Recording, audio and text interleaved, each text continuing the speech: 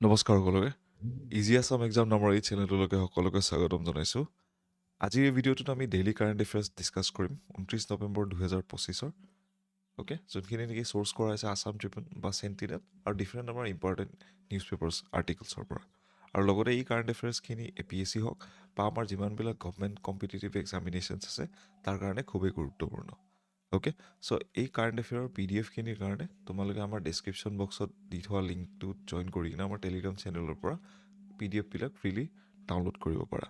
Okay, so' এই ভিডিঅ'টো আমি ইয়াতে আৰম্ভ কৰোঁ। চ' প্ৰথম টপিকটো হৈছে ইয়াতে আমাৰ bill to allow the labour line land to tea workers has been passed. So' recently আমাৰ যোৱাকালি আমাৰ আছাম লেজিছলেটিভ এছেম্বলিত যোনটো আমাৰ উইণ্টাৰ ছেশ্যন চলি আছে, শীতকালীন সত্ৰ আমাৰ বিধানসভাৰ, তাতে এখন বিল পাছ হ'ল য'ত নেকি আমাৰ যিমানবিলাক চাহ শ্ৰমিক বা টি ট্ৰাইব যিখিনি আছে তেওঁলোকক ইয়াতে লাইন লেণ্ডৰ ইয়াতে মাটি পট্টা তেওঁলোকক প্ৰদান কৰা হ'ব। অ'কে, চ' তাৰ বিষয়ে অলপ আমি ইয়াতে চাই লওঁ যে Assam assembly passed the Assam fixation of ceiling of land holdings amendment act 2025 last যোৱাকালি ফ্ৰাইডে, ৰাইট। এই এক্টখনৰ নামটো তোমালোকে মনত ৰাখিবা, ৰাইট। চ' এক্সামত ডাইৰেক্টলি সুধিব পাৰে ইয়াৰ বিষয়ে। অ'কে, তাৰ লগতে আমি কি দেখা পাম, ষ্টেটমেণ্ট বেছ কুৱেশ্যনো ইয়াৰ ওপৰত দেখা পাম। এতিয়া ষ্টেটমেণ্ট বেছ কুৱেশ্যন কৰিবৰ কাৰণে আমাক কি লাগে, সদায় উই নিড মোৰ ইনফৰমেশ্যন। ত' তাৰ বিষয়ে আমি এই গোটেই আৰ্টিকেলটোত ডিছকাশ্যন কৰিম। চ' ডাইৰেক্ট কুৱেশ্যনছো তোমালোকে ADR হওক বা ডিফাৰেণ্ট এক্সামত এক্সপেক্ট কৰিব পাৰা, ৰাইট। তাৰ লগতে APSCত তোমালোকে ষ্টেটমেণ্ট বেছ কুৱেশ্যন আৰু ফাইনেলি আমি মেইনছৰ পেপাৰ ইয়াৰ ওপৰত ডিটেইল কুৱেশ্যন এক্সপেক্ট কৰিব পাৰোঁ, ঠিক আছে। চ' ইয়াৰ এখনৰ এইম কি, it aims to allot land in labour lines of tea garden to tea garden workers. So' আমাৰ যিমানবিলাক চাহ শ্ৰমিক আছে তোমালোকে চাবা তাতে বহুতবিলাক কলনীত থাকে তেওঁলোকে, আৰু সেই কলনীবিলাকত যিমানবিলাক তেওঁলোকৰ ঘৰবিলাক আছে সেইবিলাকৰ মাটি বট্টা তেওঁলোকৰ ওচৰত নাই। অ'কে, চ' এই এক্টখনৰ আণ্ডাৰত কি কৰা হ'ব, তেওঁলোকক ইয়াতে মাটিৰ পট্টা বা লেণ্ড হোল্ডিং ৰাইটছ ইয়াতে প্ৰদান কৰা হ'ব, ঠিক আছে। চ' এই এক্টখনৰ বাকীবিলাক কি কি ইয়াতে ক্লজেছ আছে তাৰ বিষয়ে অলপ আমি পঢ়ি লওঁ, যিবিলাকৰ পৰা নেকি কি ফৰ্ম কৰিব পাৰে, আমাৰ ষ্টেটমেণ্ট বেছ কুৱেশ্যন বা মেইনছৰ কুৱেশ্যন আমাৰ ইয়াতে ফৰ্ম কৰিব পাৰে। লগতে আমাৰ ডিফাৰেণ্ট এক্সামিনেশ্যনছত আমি ডাইৰেক্ট কুৱেশ্যন ইয়াতে এক্সপেক্ট কৰিব পাৰোঁ। So' the law empowers government to acquire labour line land and settle is exclusively with the verified tea working households marking the beginning of the ভূমিদান process. So' ইয়াতে basically কি কৰা হ'ব, আমাৰ গভমেণ্টে এই যিমানখিনি লাইন লেণ্ড আছে সেইখিনি ইয়াতে প্ৰকিউৰ কৰিব, ৰাইট। আৰু তাৰ লগতে কি কৰা হ'ব, ইয়াতে সেই প্ৰকিউৰ কৰা লেণ্ডখিনি, প্ৰকিউৰ মানে হ'ল চৰকাৰে বেচিকেলি মালিকাধীন তাৰ হৈ ল'ব। তাৰপিছত ভূমিদান প্ৰচেছ এটা কৰি কিনে গোটেই আমাৰ যিমানবিলাক চাহ শ্ৰমিক আছে তেওঁলোকে ইয়াতে মাটিৰ পট্টা প্ৰদান কৰিব। অ'কে, আৰু যিমানখিনি মাটি ইয়াতে দিয়া হ'ব আমাৰ চাহ শ্ৰমিকসকলক সেইবিলাক হেৰিটেবল হ'ব। হেৰিটেবল মানে কি, নেক্সট জেনেৰেশ্যনে সেই লেণ্ডখিনি পৈতৃক সম্পত্তিৰ ৰূপত পাব, ঠিক আছে। তাৰ লগতে these are non transferable for 20 years। Non transferable মানে আমি এটলিষ্ট 20 বছৰৰ কাৰণে, আৰম্ভণিৰ 20 বছৰৰ কাৰণে আমি সেই মাটিটো আমি কি কৰিব নোৱাৰোঁ, ইয়াতে চেল কৰিব নোৱাৰোঁ, মানে বিক্ৰী কৰিব নোৱাৰোঁ, ঠিক আছে। মানে ন' চেল, লিজ, গিফ্ট অৰ আদাৰ ট্ৰান্সফাৰ ইজ এলাউড। চ' কাকো আমি বেচিকেলি সেই মাটিৰ মালিকাধীন স্বত্বটো ইয়াতে দিব নোৱাৰোঁ, ঠিক আছে। লিজতো দিব নোৱাৰোঁ, চেলতো দিব নোৱাৰোঁ, বা গিফ্ট বা বেলেগকেও আমি ট্ৰান্সফাৰ কৰিব নোৱাৰোঁ। অ'কে, চ' আফটাৰ 20 years আমি সেই মাটিখিনি ইয়াতে চেল কৰিব পাৰিম, বাট আমি অকল আমাৰ টি গাৰ্ডেন ৱৰ্কাৰ্ছ বা টি গাৰ্ডেন কমিউনিটি যোনটো আছে তেওঁলোকৰ মানুহৰ মাজতহে সেই লেণ্ডখিনি ইয়াতে বেচা বা কিনা ইয়াতে কৰিব পাৰিব। তাৰ লগতে every tea garden worker living in labour lines will be eligible for the land settlement. Okay, so' যিমানখিনি আমাৰ চাহ শ্ৰমিক ইয়াতে লেবাৰ লাইন লেণ্ডত ইয়াতে থাকে বেচিকেলি, চ' তেওঁলোকে মাটিৰ ইয়াতে মালিকাধীন স্বত্ব বা মাটিৰ পট্ট পোৱা তেওঁলোক ইয়াতে এলিজিবল। অ'কে, তাৰ লগতে কি কৈছে, the act is expected to cover around 218,000 bighas around 825 tea estates. Okay, so' ৰাফলি আমাৰ ইয়াতে প্ৰায় 3.5 লাখ মানুহ, ৰাইট, ৰাফলি টি ৱৰ্কাৰ ফেমিলিজ ইয়াতে কি হ'ব, ইয়াতে বেনিফিট হ'ব from this act. Okay, right. So' এইখিনি আছিলে আমাৰ এই এক্টখনৰ বিষয়ে। চ' এইখিনি ডিটেইলছ ইউজ কৰি কিনে তোমালোকে ষ্টেটমেণ্ট বেছ কুৱেশ্যন ইয়াতে ধুনীয়াকৈ ফেচ কৰিব পাৰিবা, ঠিক আছে।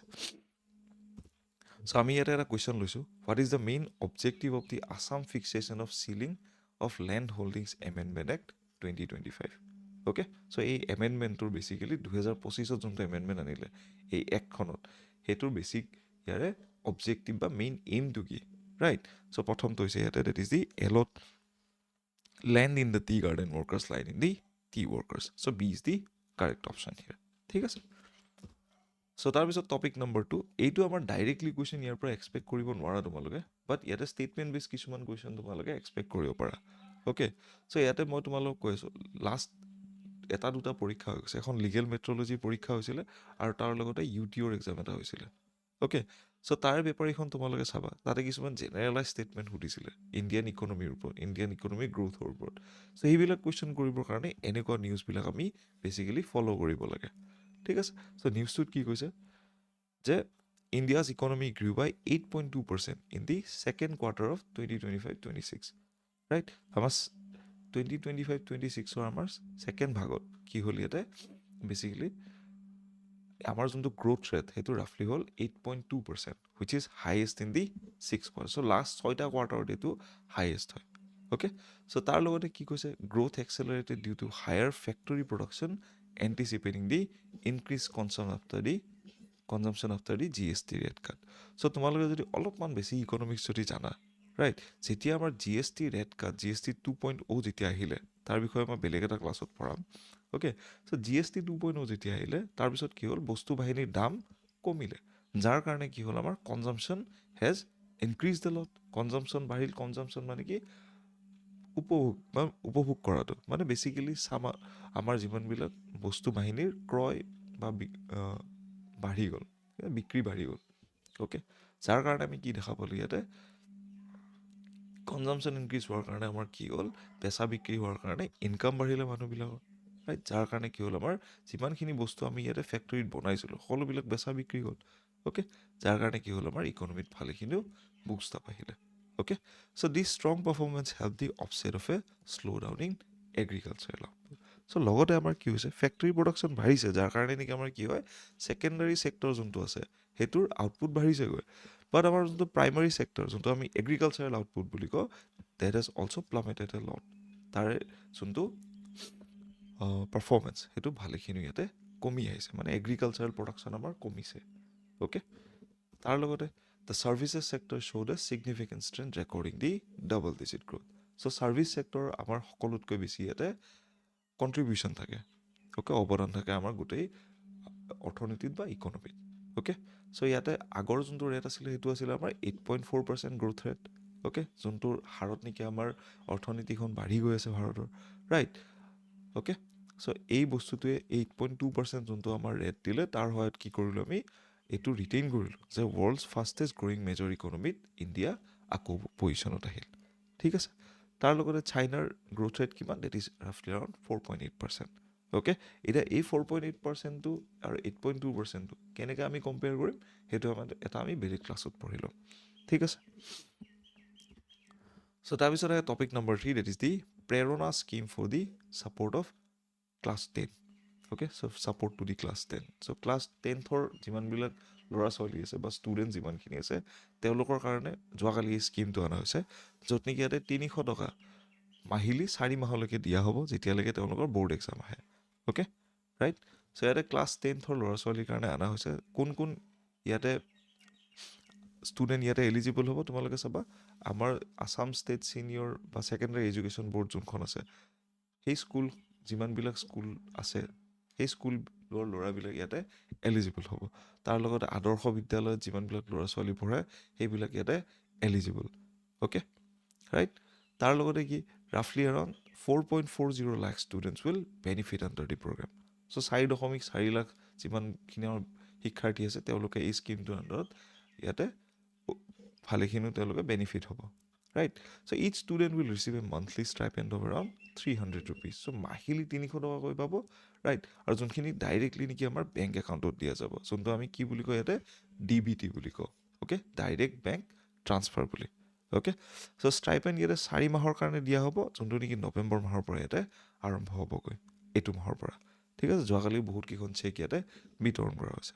চ' এই স্কিমটোৰ বা এই গোটেই প্লেনটোৰ পৰা আমি কি কি লাভ হ'ব, যেনেকৈ তোমালোকে চাবা, ষ্টাডি মেটেৰিয়েল কিনিব পাৰিব, তাৰপিছত নেকি নিউট্ৰিশ্যনেল ছাপৰ্ট বা ফুড ছাপ্লিমেণ্ট ইয়াতে কিনিব পাৰিব ক্লাছ 10ৰ ষ্টুডেণ্টখিনি তাৰ লগতে ছেল্ফ কনফিডেন্স আত্মবিশ্বাস মানসিক স্বাস্থ্য ৰাইট এইখিনি ইয়াতে বা মৰেলটো বেছিকেলি বুষ্ট কৰিব পাৰিব অ'কে তাৰ লগতে গাঁও ভূঞত কি হৈছে আমাৰ ড্ৰপ আউট ৰেটছ বহুতখিনি থাকে ড্ৰপ আউট ৰেটছখিনি মানে কি পঢ়া শুনা শেষ নকৰাকৈ আমি যেতিয়া স্কুল বাদ দিওঁ সেই বস্তুটোক আমি ড্ৰপ আউট বুলি কওঁ ৰাইট তাৰ যেতিয়া হাৰটো যেতিয়া বাঢ়ি যায় সেই বস্তুটোক আমি ড্ৰপ আউট ৰেট বুলি কওঁ অ'কে সেইখিনি ইয়াতে কমাব ৰাইট যিহেতু আমি আৰ্থিকভাৱে কিছুমানে ইয়াতে আমি হলিষ্টিক ছাপৰ্ট দি আছোঁ অ'কে তাৰ লগতে অভাৰঅল পাছ পাৰ্চেণ্টেজ আমাৰ বঢ়াব in the HSLC and the class 10 board exams okay right আৰু তাৰ লগতে আমাৰ যিমানখিনি গভমেণ্ট প্ৰভিঞ্চিয়েলাইজ স্কুলছ আছে যেনেকৈ গভমেণ্ট যিখিনি স্কুলছ আছে তাৰ লগতে আৰু আদৰ্শ বিদ্যালয়ত আমি কি দেখা পাম এনৰলমেণ্ট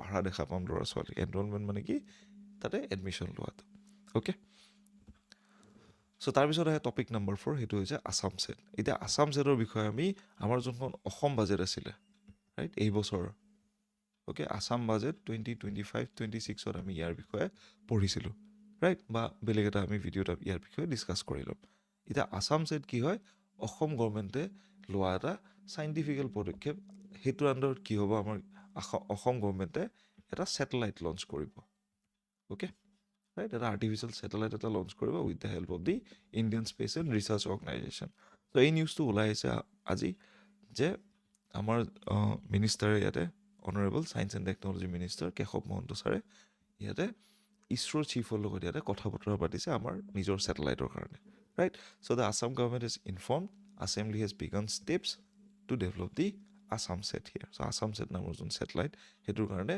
পদক্ষেপবিলাক আৰম্ভ কৰিছে a dedicated satellite for the state এই ছেটেলাইটৰ পৰা কি ইম্প্ৰুভমেণ্ট হ'ব প্ৰথমতে আমাৰ ফ্লাড ফ'ৰকাষ্টিং বানপানী কেতিয়া হ'ব সেইখিনি আমি আগতে গম ল'ব পাৰিম ৰাইট এটা GIS মেপিঙৰ থ্ৰু দি তাৰ লগতে গভৰ্নেন্স আমাৰ গোটেই গভৰ্নেন্স ছিষ্টেমটো আমি ইম্প্ৰুভ কৰিব পাৰিম লগতে public service delivery okay so' এইখিনি বস্তু আমি ইয়াতে বেছিকেলি ইম্প্ৰুভ কৰিব পাৰিম অ'কে চ' তাৰ লগতে কি এই নিউজটোত কি আছে যে Assam has sought technical support for this agencies for the satellite mission so' আমাৰ যিমানবিলাক স্পেচ ৰিলেটেড টেকনলজি বা যিমানখিনি আমাৰ ইনষ্টিটিউশ্যনছ আছে তেওঁলোকৰ পৰা অসম গভৰ্ণমেণ্টে বেছিকেলি টেকনিকেল ছাপৰ্ট বিচাৰিছে under the national space policy right যিমানখিনি মাল্টিপল ষ্টেক হোল্ডাৰ্ছ কোন আহিব ইয়াতে ইছৰো আহিব NSIL আহিব যোনটো new space India limited okay right NSIL তাৰ লগতে INSPACe Indian national space promotion and authorisation centre আৰু তাৰ লগতে ইণ্ডিয়ান প্ৰাইভেট ছেটেলাইট কোম্পানীজ যিমানবিলাক আছে